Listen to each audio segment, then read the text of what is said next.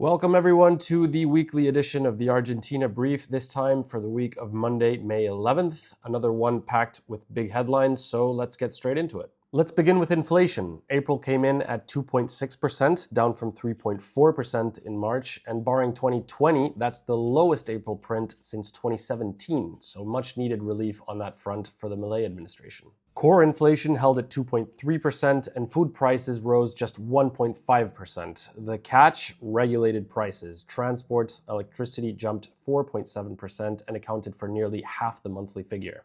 Clearly going forward and thinking about the second half of this year, the main challenge for the government will be breaking below the 2% mark sustainably.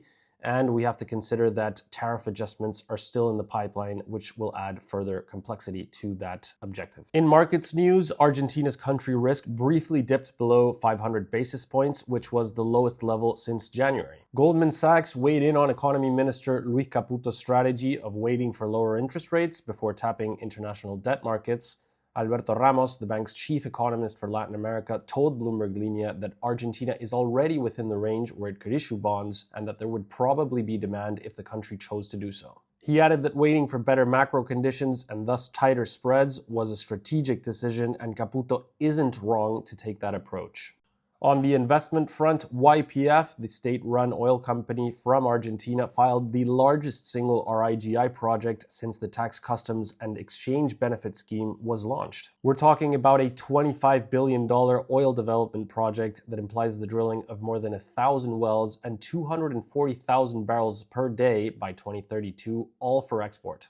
And 4 other investment projects were also approved to receive the RIGI scheme's benefits this week, including a Chinese lithium expansion project in Jujuy, notable given Milei's pro-Trump stance. And we had some more major Argentine corporate earnings this week. Grupo Financiero Galicia, Argentina's largest bank, barring the state-owned Banco Nación, swung to profit with 66.5 billion pesos in net income, reversing last quarter's loss. The one drag was Naranja X, the bank's fintech arm, which posted a loss as its non-performing loans surged 155% year over year. MercadoLibre, however, can't catch a break. After its 4th straight earnings miss last quarter, Citi downgraded the stock and 5 major banks slashed their price targets as well. The stock is down 24% year to date, but Michael Burry, the notorious investor from The Big Short, is buying the dip. He said his load the truck price is at around $1,300.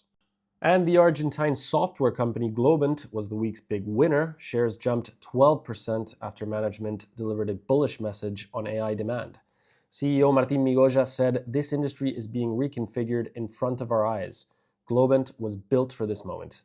The executive pointed to a $2 trillion market that's just getting started. Finally, the Argentine Central Bank disclosed it paid $17.7 million in interest on the $2.5 billion that it drew from the US Treasury swap last year, and it also revealed that it cut the active portion of the China swap by 2/3. That's it from me this weekend. Don't forget to follow the Argentina Brief on X for the full thread with all the details, and also be sure to follow the YouTube channel and Spotify account for the monthly hour-long podcast. Have a good one.